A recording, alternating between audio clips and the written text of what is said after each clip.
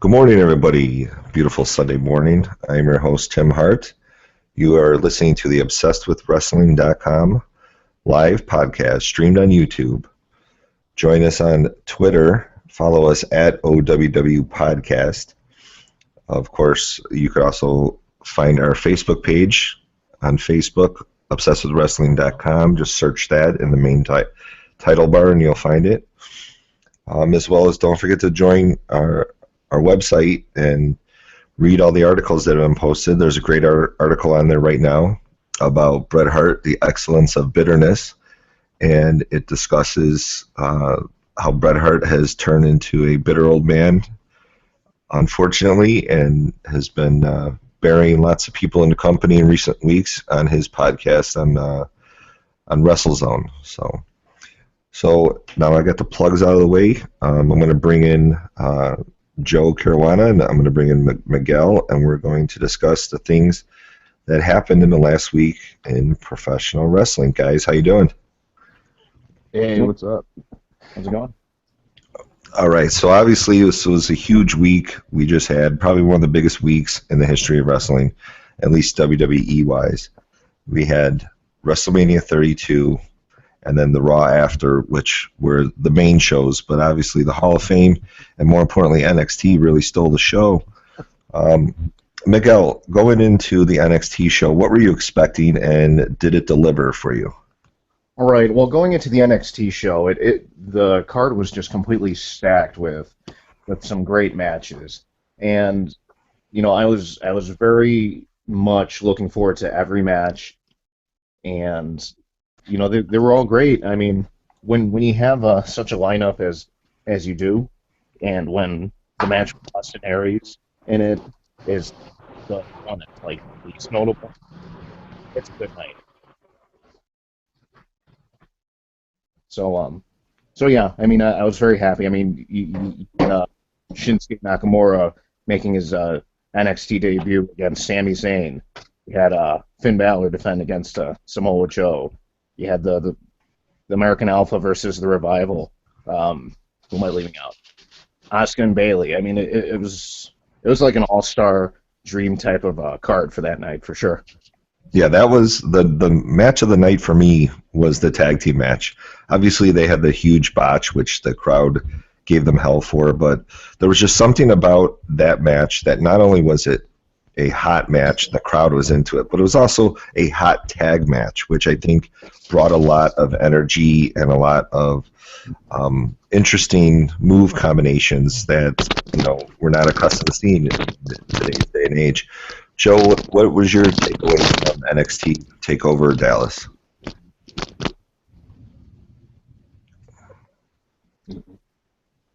Joe, are you there? Yes. Did they cut out? Yeah, there was static. What was your takeover? What was your takeaway from NXT TakeOver? Excuse me. Oh, okay. Well, like pretty much any NXT event I watch, it's so easy to just hop in and enjoy it without needing to know too much behind the setup for the matches. But I enjoyed every match, and I was able to watch it with some friends live, and you know, paid pretty close attention to every match and enjoyed them all. Definitely my favorite one of the night was Nakamura and Sami Zayn. Now, speaking of Nakamura, I will say, I'll be honest, that was my first exposure to Shinsuke Nakamura on NXT TakeOver, and I guess maybe it was a little bit different than what I had expected. I guess my assumption was it was going to be a little bit more aerial than it was, but Miguel, was it what you were expecting from Shinsuke? Definitely, Tim. Shinsuke Nakamura, he's the king of he's known as the king of strong style, and that's pretty much means he's just as stiff as they come. So his style is a little more MMA based and less high flying, and you know, he incorporates a lot of knees into his work. So it was definitely kind of textbook Nakamura. It was a good way to introduce him to the NXT universe that night. It was very good. Joe, check your settings because I might have accidentally muted you. See if you need to be unmuted. Yeah, going into NXT, I was expecting obviously Finn Balor Samoa Joe to be a great match, which it was. What did you think about the repeated stops for blood loss, or to try and stop the blood loss, Miguel? Well, I mean, safety first and foremost. I mean, that's why they were doing it. They don't, this day and age, they just need to stop it. And there were, various crowd chants when that was happening. It's understandable that they wanted to see the action, and you have the EMT stopping the match. You'll get unfavorable chants, but essentially you don't want the guys bleeding all over the place. So I figured the stoppages were kind of necessary, even though the guys still wanted to go. Joe, can we get a testing 1, 2, 3 from you? All right. Leave and come back to that, because obviously I must have messed up the settings coming in from you. I thought that the match was good. I actually think that the stoppages added to the match, because I felt like the blood added to the match, and then the stoppages added to the match even more, because it was like, oh my God, he's cut so bad that they can't even stop it. Definitely.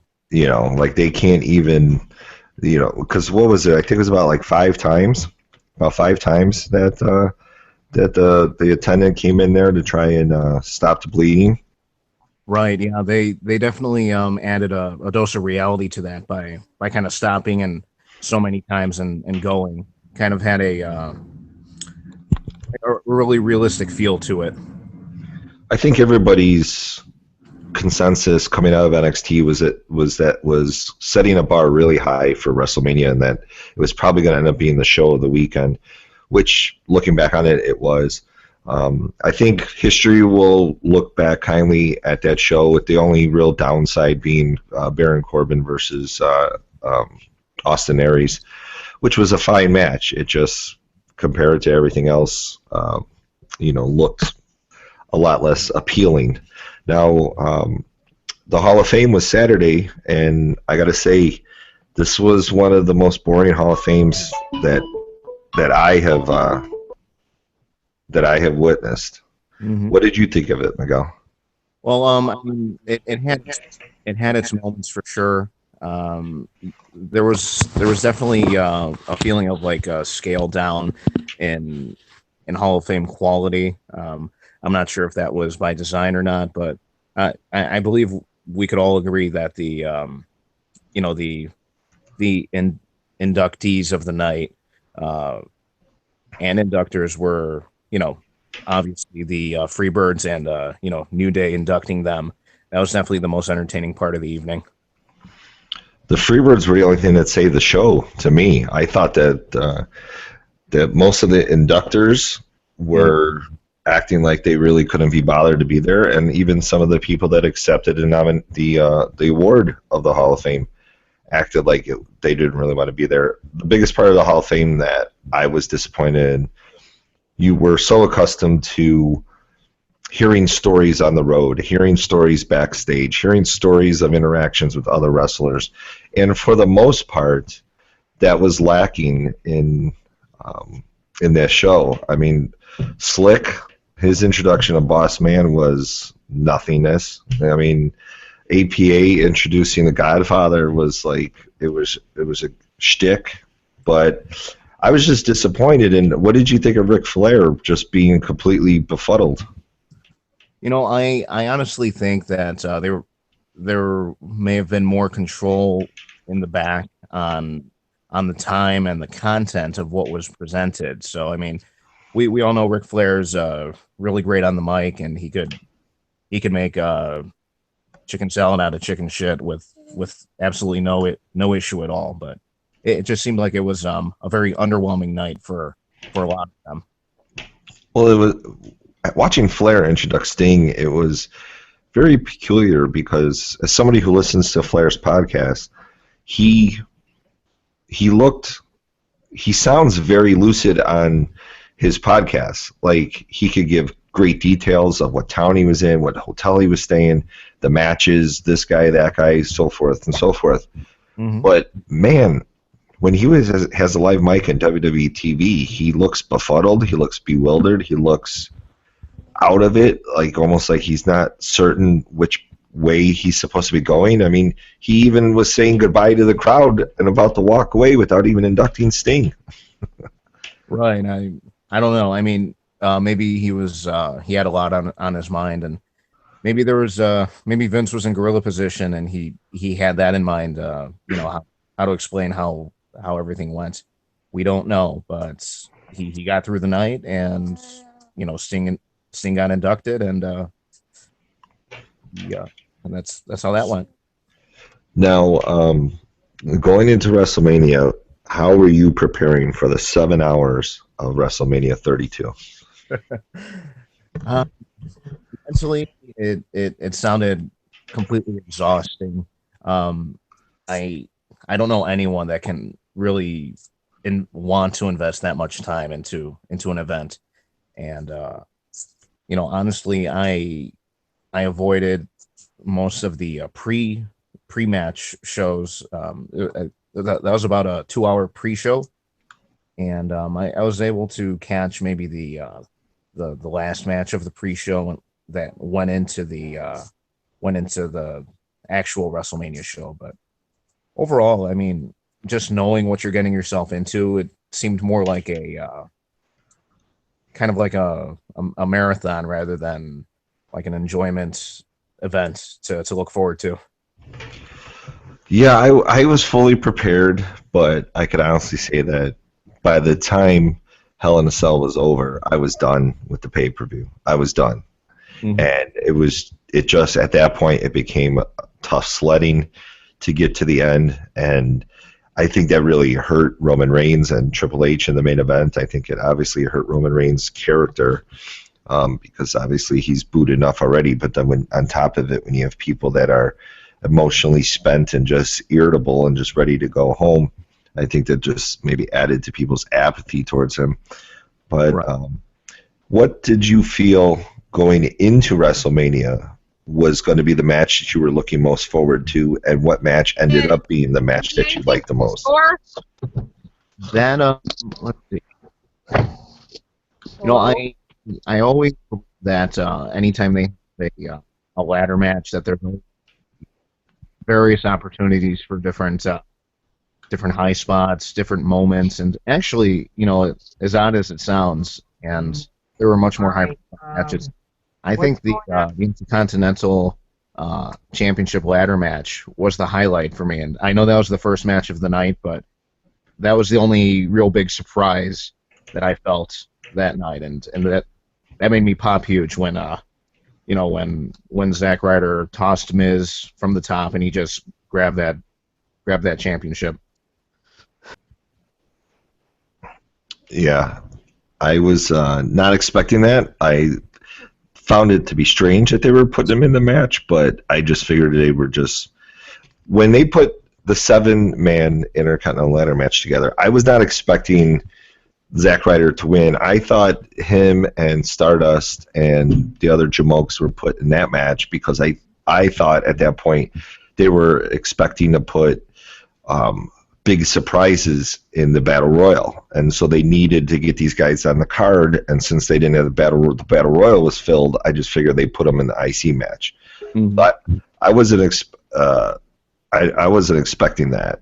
One of the things that I was expecting was Kevin Owens and Sami Zayn to put on a great show, and while they did deliver, I still feel like the fans getting that Sami Zayn Kevin Owens moment was stunted because of the participation of other members.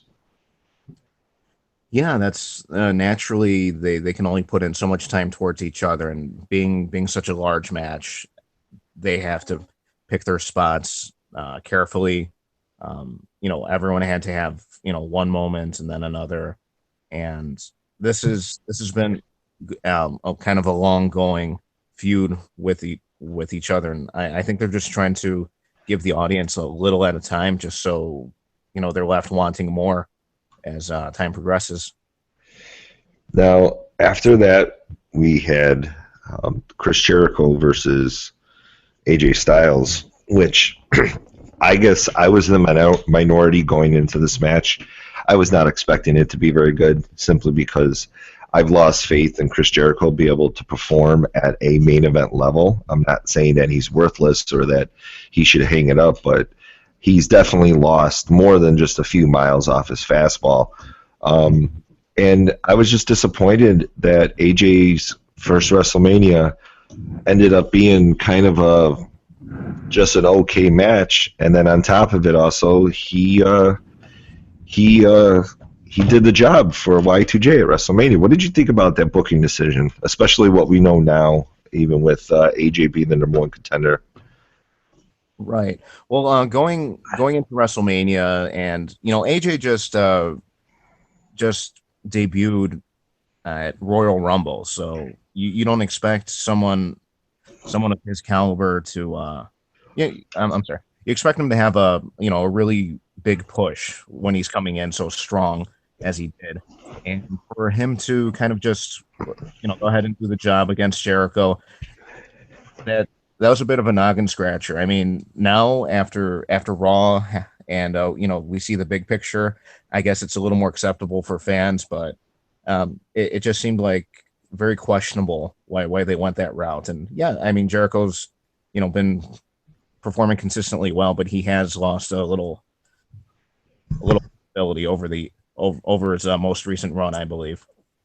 And also, what I didn't understand, or excuse me, not what I didn't understand, what I didn't see, but apparently has been reported, that there was a lot of distraction in the last 3 or 4 minutes of that match from the crowd, because while the action was still going on in the ring prior to the 3 count, they were forklifting the big box of Booty-O's up on the stage, and apparently that was distracting from the match. I didn't notice that. Did you notice that by any chance, that the crowd seemed distracted towards the end, or no? No, I didn't pick up on that, but that definitely makes sense, because they have to move from one act to another. There's some preparation, but I wonder if that caused them to force to speed up the finish or anything, because they've been losing or just focusing on something else. And then we had, obviously, the New Day. What did you think about the legends coming out there to challenge the League of Nations at the end? And I will admit that I've watched Stone Cold's pop probably at least 50 times since WrestleMania. Yeah, definitely. I mean, I was the biggest fan of the Attitude Era, and all these guys out. That was great. That tugged at the heartstring. Honestly, it felt like they made the guys were hanging on in the back. They may have put that segment together last minute and asked them to go out and make a short work of these guys, just so to get a big pop out of the audience and to have something for them to talk about the following night, or live tweet what just happened, to hope to get more people to view it. Yeah, it would definitely, when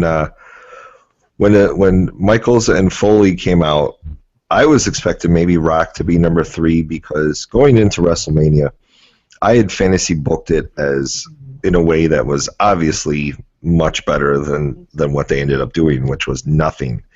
But my whole thing was, I was expecting Shane McMahon to be getting his ass whooped by maybe The Undertaker and Kane, and Vince McMahon egging him on.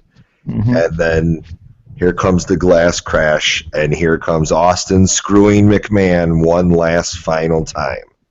That was what I was hoping for. That was the pop that I would have friggin' cried in front of the 10 people that were here watching it with me. And I was very disappointed that not only did that Hell in a Cell not get any interference, but I thought that a callback to the greatest feud of all time, Austin versus McMahon, with Austin screwing McMahon once again, would have just been great storytelling.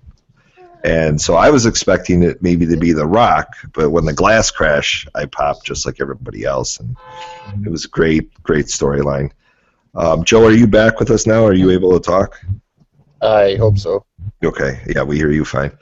What did you feel going into Hell in a Cell? What was your expectations of who was going to win, Joe, and how do you feel coming out of it with Undertaker defeating Shane?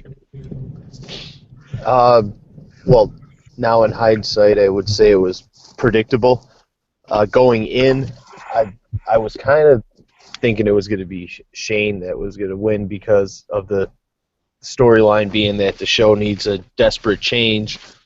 And since you didn't really hear any rumors of a brand split coming or any kind of new format change for SmackDown to make that like the truly equal show to Raw, and so I guess now with the finish that it had, all makes sense because nothing was going to change anyways. And it's unfortunate looking back at it because, yes, was it predictable? Absolutely. But, I mean, when you're watching it, you're like, well, this is so predictable. There's no way they're going to do this. Like, they got to mix up something. Raw's been stale for 6 years. Like, obviously, this is the way that they're going to introduce change. And then when it didn't, I mean, I think the ending fell flat. And I think that's the reason why, Miguel. What do you feel about the Hell in a Cell match? You know, going into that Hell in a Cell match, it was lose-lose booking with all those stipulations. If Taker lost, you know, that was his last WrestleMania, and as a fan, as a smart wrestling fan, you kind of know you can't just have Taker go out on as a last match just like that. If Shane lost, he would have to give up whatever undisclosed item was in that lockbox that they never touched on since then, by the way. So, either way, poor booking up front, and like Joe was saying, the finish was definitely expected, but it seems like the following night too, it was just kind of a throwaway because Vince kind of gave Shane control of Raw after all. So what was the point of everything? Well, there's part of me when I watch Raw, it actually makes me wonder, did WrestleMania 32 turn into a screw city, screw the IWC? Because when you look at some of the outcomes of the matches, they don't match what they did on Raw, like AJ Styles losing to Chris Jericho and even Shane McMahon losing to The Undertaker. Like, there's a possibility that last week was not a one-off with Shane getting control of Raw. And because it flew in the face of everything that went on in front of WrestleMania, it was almost like I want to see what happens tomorrow and the weeks coming up, because there's part of me that feels like those WrestleMania swerves were done at the last minute to throw off the IWC or to just, not be predictable. So that was a Hell in a Cell. And then we had the women's match, which was great. I think, first of all, I got to say, that new women's title belt looks amazing. It's perfect. It looks like a legitimate title belt, and I even like the difference in color compared to the men's title, but I think that it looks absolutely fabulous. What did you think of that match? We had a big botch with Sasha Banks trying to do the sunset flip, and she missed. But what did you think of that match overall, and do you think that it delivered, Joe? Yeah, no, definitely. I actually would say that was definitely my favorite match of the night for in-ring work. Really? Over the IC match? Yes, definitely. The only thing I could say I'm not a big fan on three-way matches, triple threats, and stuff like that, but I thought that one came out pretty good. I like that Charlotte retained. The belt, I agree, looks awesome. All three of the women that wrestled are easily the top 5 in the company going. So I just thought it was an enjoyable match, and Ric Flair taking the bump on the outside was classic. What did you think, Miguel, about the fact that Charlotte comes down with Ric Flair, Sasha comes down with Snoop, but are you thinking like I am that WWE has lost a little bit of their creative edge? Because I think in years past, it would have been a natural to have Snoop and Ric Flair get into some kind of confrontation, maybe over Ric Flair's interference in the match. What do you think about their lack of using Snoop as anything other than introduction? Yeah, I think that art has been kind of lost, and you know, the participation of the celebrity guests. I mean, um, anytime they would have someone come down ringside, you know, there would be some sort of interference by them, and you know, it just seems like they kind of lost the boat on that one. But besides that, I mean, it didn't take away from the women's match, and maybe they were trying to keep the interference to a minimum since they already had a lot of you know, a lot of work to do to make sure that they put on a good match, being that triple threat matches are definitely more difficult than one-on-one matches to put together. And Miguel, what do you think about, it looks like going into Payback here in Chicago on May 1st, that neither Sasha Banks nor Becky Lynch are going to be getting that first crack at Charlotte's new women's title? You know, I don't really understand that direction they were going in, but we, as wrestling fans, we all kind of know that after WrestleMania, booking, storylines, a whole lot of things tend to reset. So that's the only thing I can think of. They figured that you know, Becky and Sasha, they had their time, and they were probably just going to let the other superstars you know, try to take part. And you know, Natty's really good. She's had some great matches with Charlotte in the past, and I'm pretty sure they'll, you know, with a hot Chicago crowd, it won't be a disappointment. Well, I'm going to pivot off the WrestleMania review because obviously it's been reviewed to death, but those were our thoughts, and I'm sure we all have the same thoughts as everybody else on Roman Reigns. But I want to pivot off of that because bringing up Natalya. So this goes towards the article that I wrote on obsessivewrestling.com with Natalya versus Flair versus Charlotte. Do you anticipate a return of Bret Hart to be in Natalya's corner? Miguel?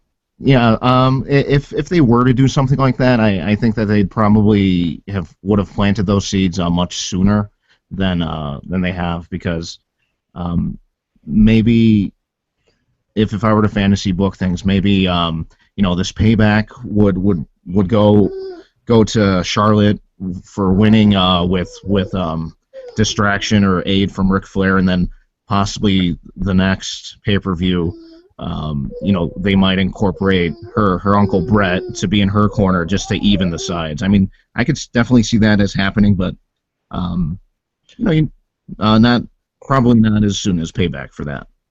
Well, and that's actually valid fantasy booking. That's old school. That's like exactly how we would have seen it laid out in the 90s.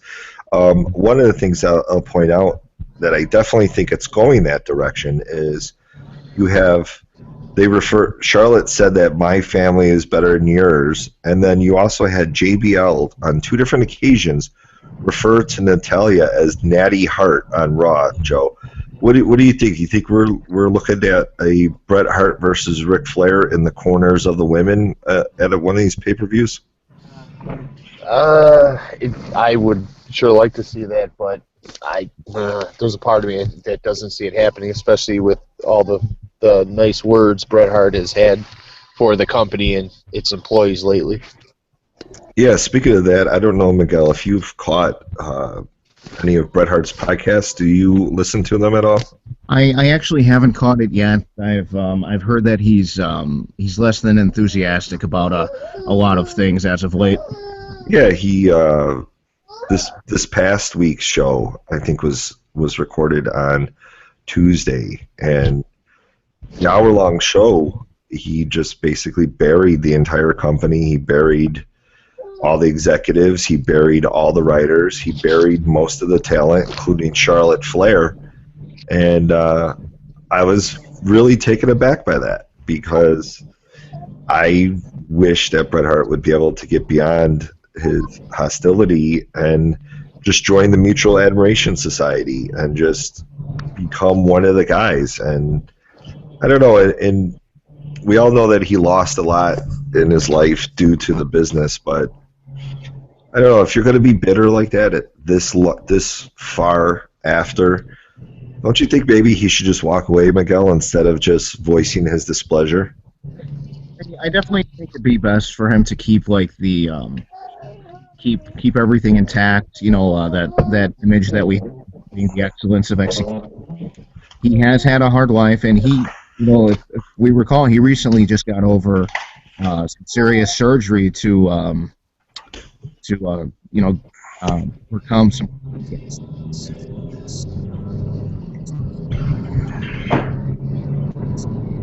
You there, Miguel? Did we lose Miguel? We may have lost Miguel.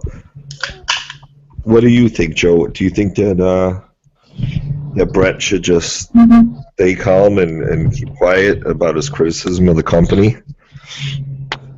Yes, for the sake of it would be the right thing to do, and know that this is America and freedom of speech applies to anybody that worked for that company.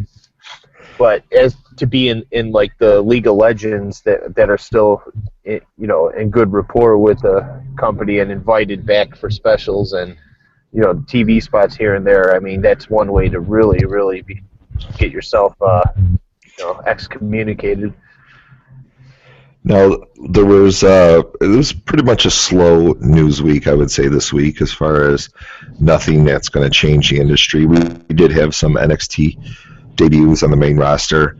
Do you think, Miguel, that these NXT debuts are going to signal a large purge of the main roster? I've heard other podcasts speculate that once they come back from this European tour, that you may see guys like Jack Swagger and Adam Rose and people of that ilk get released from the company, because if you keep bringing guys into the main roster without taking guys out, then you just end up with a bloated roster. Are we going to see a purge of the main roster, Miguel? Certainly. Can you hear me, guys, by the way? Yeah, I can hear you. Okay, great. I certainly hope not, because that mid card right now, there's so much working, and we should definitely given more spots prior to having other NXT guys getting called up, I believe. But with Monday we had the debut of with Battle Royal, and I was kind of scratching my head on that one. Either way, I guess that's a good way to introduce them into the main roster. And Big Enzo and Cass, that was a big debut on Monday Night Raw as well. So, 2 NXT guys or 3 NXT guys in. I hope they don't lose 3 seasoned mid card guys because of that. Now, we had the return of Cesaro, and Joe, there's been rumors that Cena's return might be right around the corner, and now those rumors have cooled. I just heard recently that Orton is telling people that he's still 3 months away, and Meltzer was reporting that Rollins was backstage at WrestleMania with a limp. Are we going to see any of them back before WrestleMania, or do you think that they're going to hold them out for a mega show and have them all come back at SummerSlam? Yeah, the way I look at it is don't rush anything, because then you just risk getting re-injured again, and you see how bad everything turned out this year with all the injuries. But having Cesaro back, I'd say that's good enough. How about focus on one guy at a time and give him a little something, and then when the next guy comes back that's a level above him, being Rollins or Cena, maybe you branch out from there. Now, this summer, the WWE has announced that they're going to be having a cruiserweight tournament, a worldwide cruiserweight tournament with participants from all around the world of various degrees of performance, and they're going to be vying for, I guess it's the first Cruiserweight Cup. I don't know if it's going to be a belt, like an established title or what have you, but do you expect the Cruiserweight title to really elevate somebody, or is it really just a gimmick because there's guys in NXT that have come on the main roster that haven't been elevated, and those fans are already and the fans are already comfortable and know who those characters are. Joe, do you think it's going to do anything for anybody, or is it just a gimmick? First off, I think it's a great idea because if you look at it for what it is, it could just be an alternative to watching the current situation they got going there. And I always liked the cruiserweight division in WCW, so I wouldn't mind watching a variety of matches with people I'd never seen before. And then that could be a perfect excuse to have one of their own guys go over on everyone in a good showing, to be elevated. What do you think, Miguel? Are you looking forward to the Cruiserweight tournament? Yeah, absolutely. I think it gives a good platform for the smaller guys because for the longest time WWE was always about the big 300+ pound guys, but with them doing an emphasis on the cruiserweight division, that kind of broadens the fields and allows for a little more competition, I think, and room for growth and pushes for everyone that isn't above 6 feet or above like 6'7" and above 300 pounds. All right, and so now I'm going to introduce one of the weekly segments that we're going to do on here, and hopefully see where this goes and see what kind of discussion this entails. It's going to be called the Weekly Random Wrestler Memories segment. And what it is going to be is I'm just going to throw out a wrestler's name. It could be a main eventer, it could be a mid-carder, it could be a curtain jerker, it could be whatever. And we could just each go around and discuss memories of this wrestler, matches that we remember them having, so forth, anything about that wrestler, and we could just go from there. And if we go on a tangent, we go on a tangent. So first guy that I'm going to bring up, Joe, the $1 Million Man, Ted DiBiase. Awesome. Great start. One of my all-time favorites. As a kid, watching him come out with Virgil and in that suit and with that belt and hands full of money was just awesome. And I was always a huge fan of the $1 Million Dream. I wish I had $1 for every time I put that on somebody as a kid. And I had the chance to meet him. Real cool dude, and glad he's in the Hall of Fame. And yeah, just couldn't say enough good things about DiBiase. How about you, Miguel? $1 Million Man, Ted DiBiase. I remember, watching Saturday night's main event, watching the $1 Million Man just cheat him because he would always cheat, and he'd have Virgil there to cheat with. And then watch superstars, and he would offer money for people to do gross things like eat dog food, whatnot, and that's those are some great memories. But I had the pleasure of meeting Ted DiBiase personally, and he's just a great, well-spoken guy. Virgil, however, he's less than to be desired, but I don't want to go off on a Virgil rant or anything like that. To me, the $1 Million Man, Ted DiBiase, was underutilized by Vince McMahon and WWE. I think when you look back at WrestleMania 4 and the events that led into it, granted, I get what they were going for. Like the 14-man tournament was the WrestleMania draw. Yeah, but they structured it really in a way where the draw of the tournament was that it was going to be Hogan and Andre in the second round because they both had the bye. And I really, looking back on it,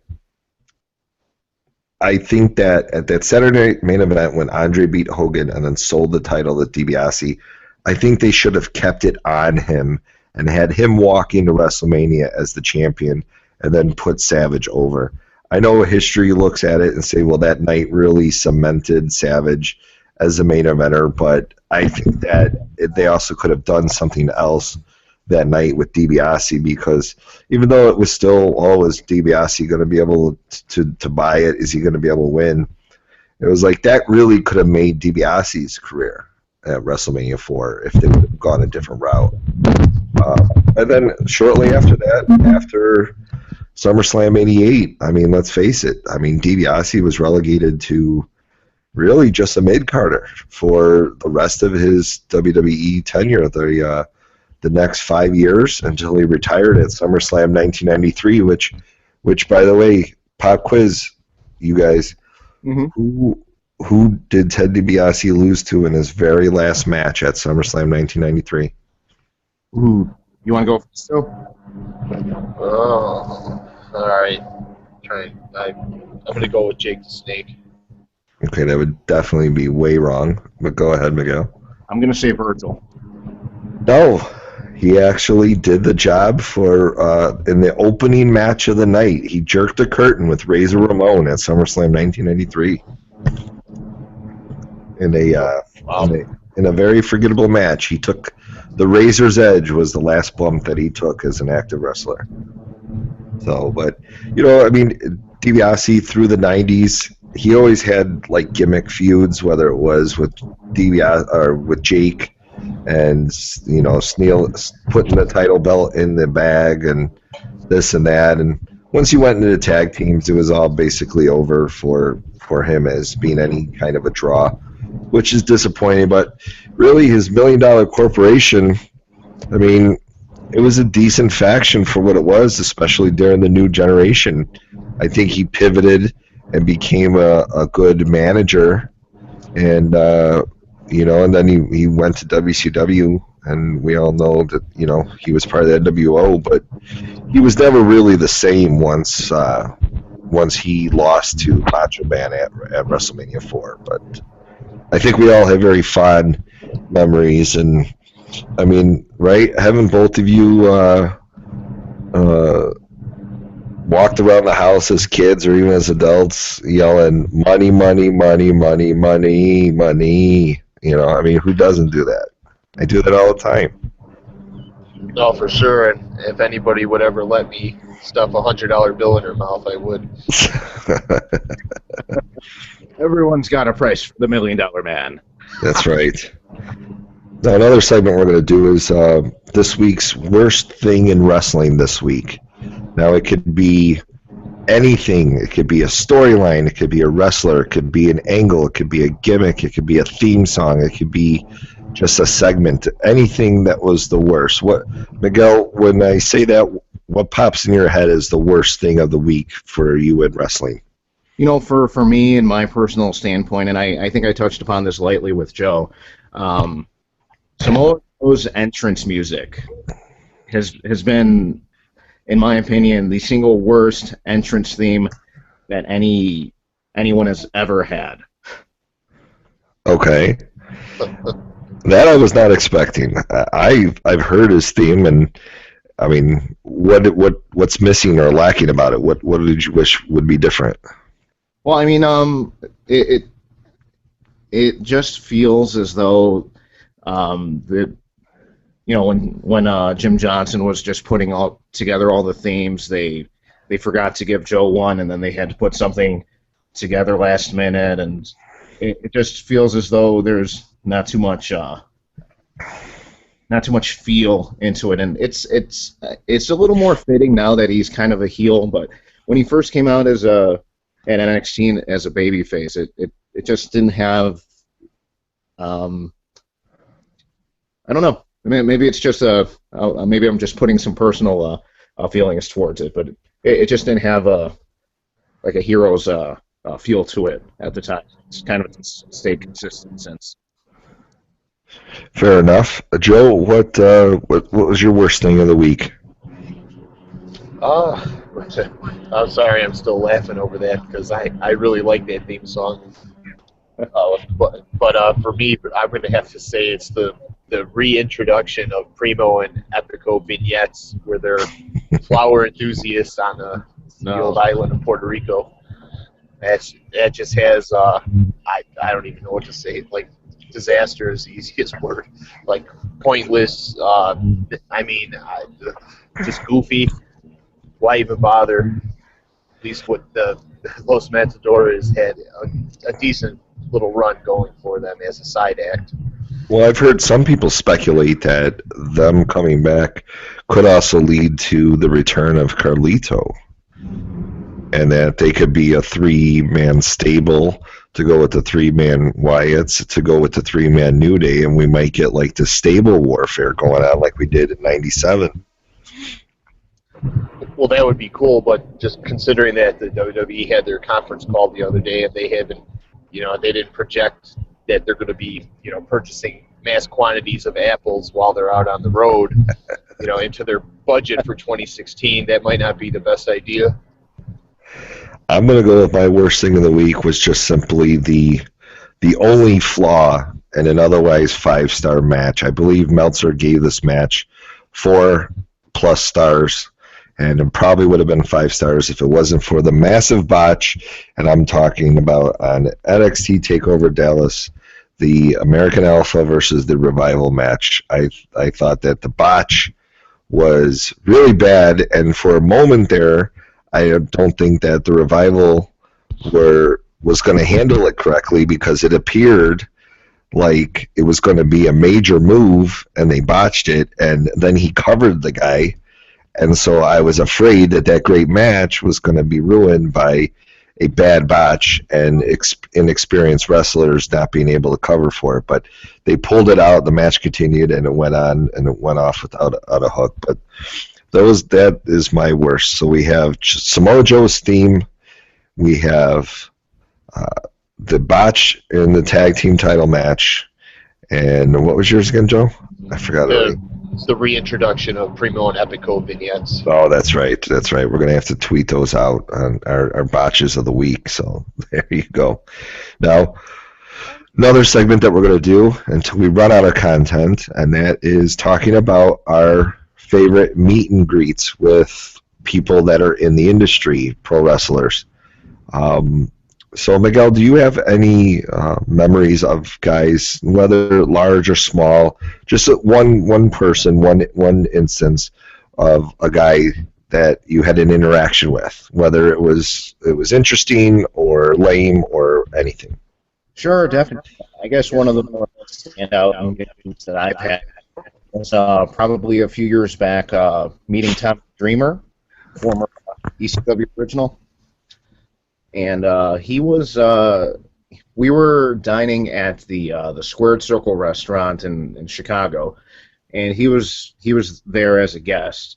And he was the most gracious wrestler I've ever met. Normally, people go up to wrestlers to say hi. He walked around each and every table, shook the hands of every fan, said hello, took a little time to talk to them. And, on top of it all, he didn't have any trouble taking photos or telling us some personal stories. He even took a bite out of my cheesecake. So that was a definite, I'm always going to remember that one. What about you, Joe? What's a memory of interaction? Stories. He even took a bite out of my cheesecake. Okay, I'm gonna go with about 3 years ago. I went to see Mick Foley do his stand-up comedy routine with a couple of friends at Zany's Comedy Club in Chicago, and I believe that was the second time I saw his stand-up act live. And Foley is a great talker and storyteller, and it's not so much any kind of stand-up routine. It's more of just like stories and situations, but of course they're humorous. And then so afterwards, there was a meet and greet where Foley was, I believe, signing autographs for free if you purchase one of his pictures. And if you purchase the picture, though, all the donations, or all the money from the purchase went to charity for the RAIN organization for abused women, which is awesome. It's so cool that he does that. So it makes you more motivated to buy a picture to get signed for a good cause. So anyways, getting in line, I think I had 3 items to get signed, and Mick Foley was more than happy to sign all 3 of them, including the item I bought where the money went to charity. And then he accidentally autographed my WWF magazine I had underneath the pile of pictures with The Undertaker on the cover.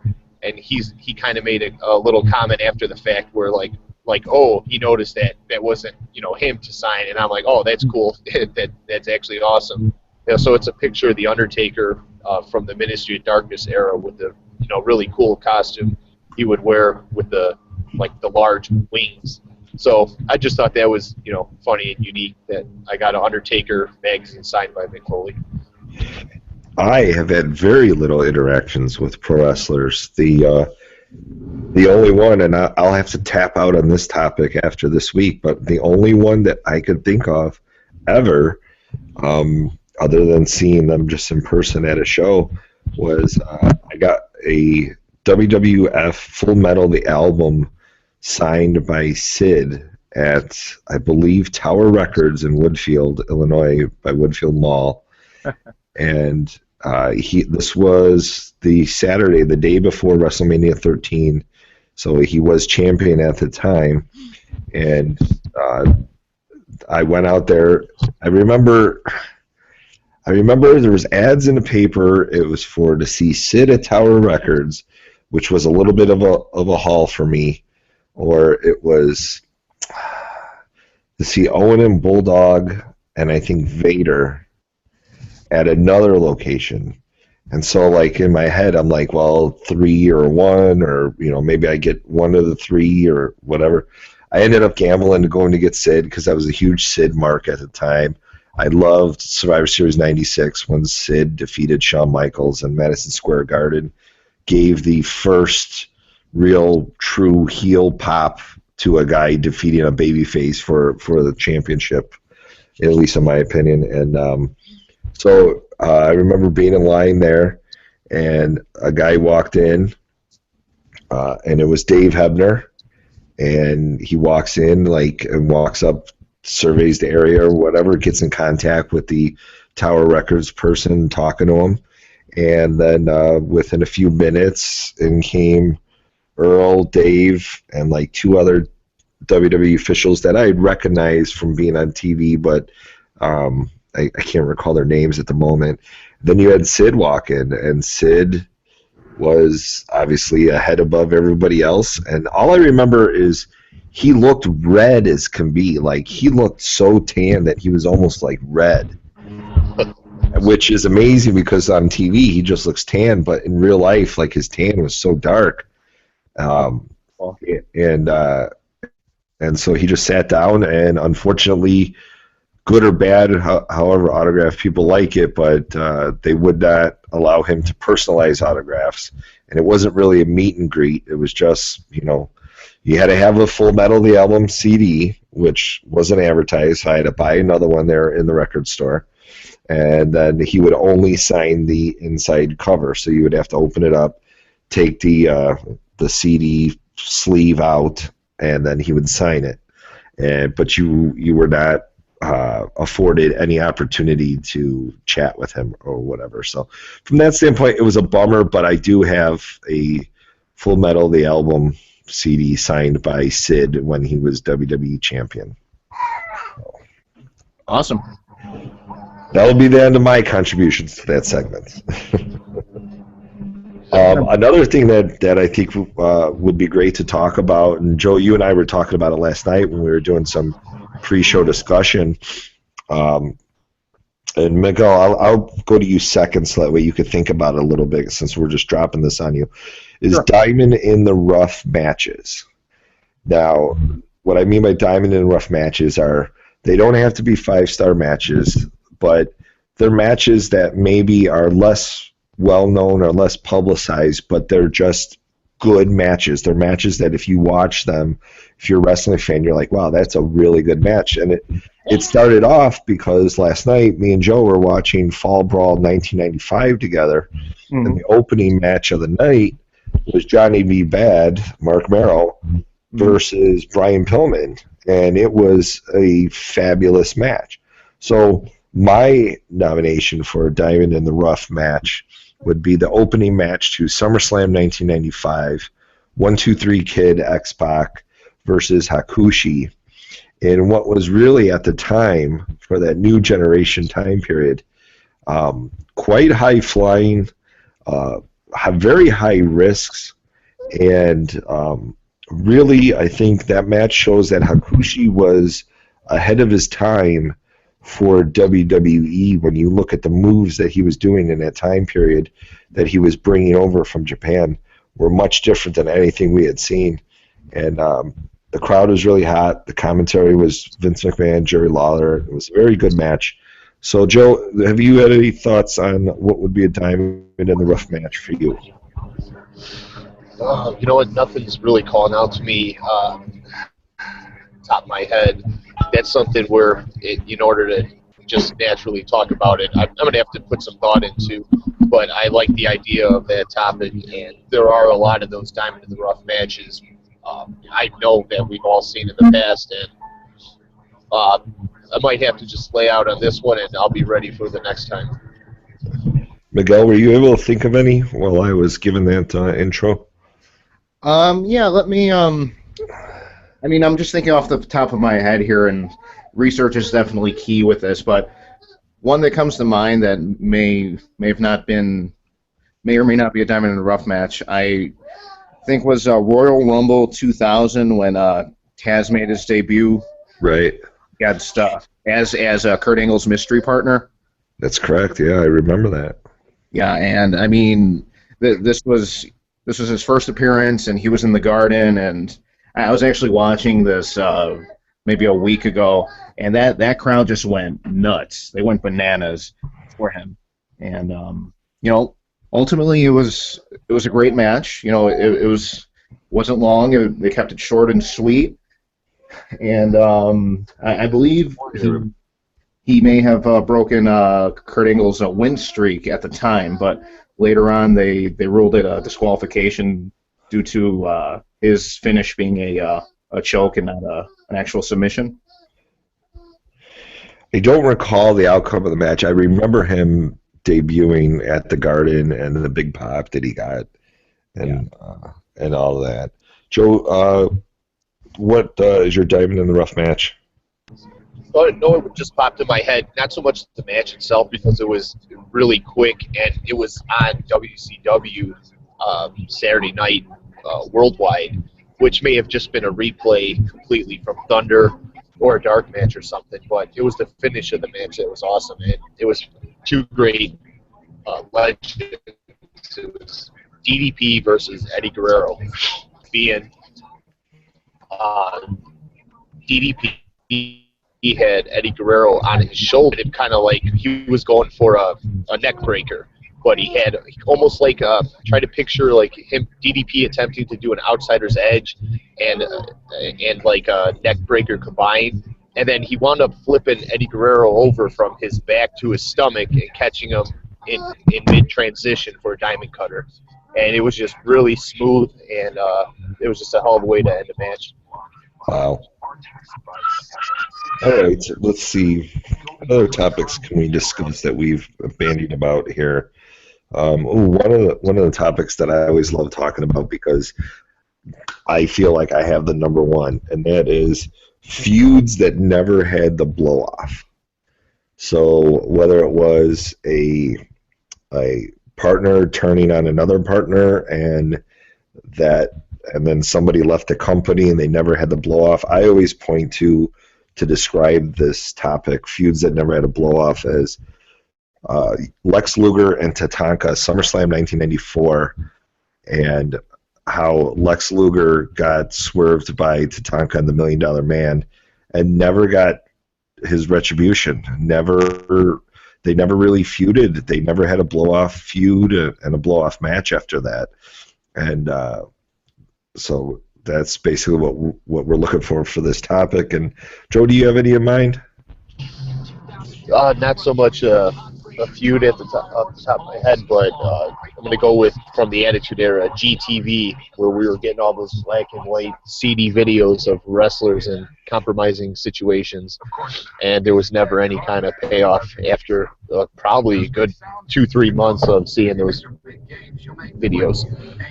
And maybe, you know what, that's probably a better way to frame this segment, is instead of feuds that had no blow-off, but maybe a storyline that had no payoff. Let's put it that way. So it could be non-match related. But how about you, Miguel? Did you think of any? Right now I think I may need to contribute with another one at another time. The one can't come to mind at the moment. I'm sorry All about right. Another one that I've thought about was Rick Martel and Tito Santana, the split up of Strikeforce. There's really no pay-per-view record of them having any kind of a blow-off feud after Martel walked out on Santana at WrestleMania 5. I think they were on opposite teams at Survivor Series 89, I believe, which was at the Rosemont Horizon in Chicago.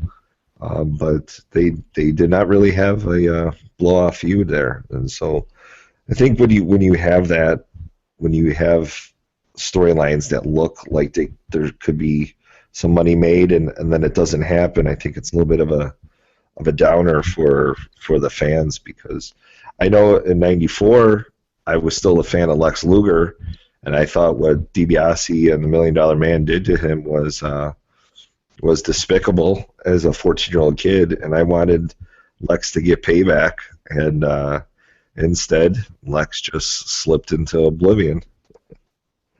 Definitely. Yeah.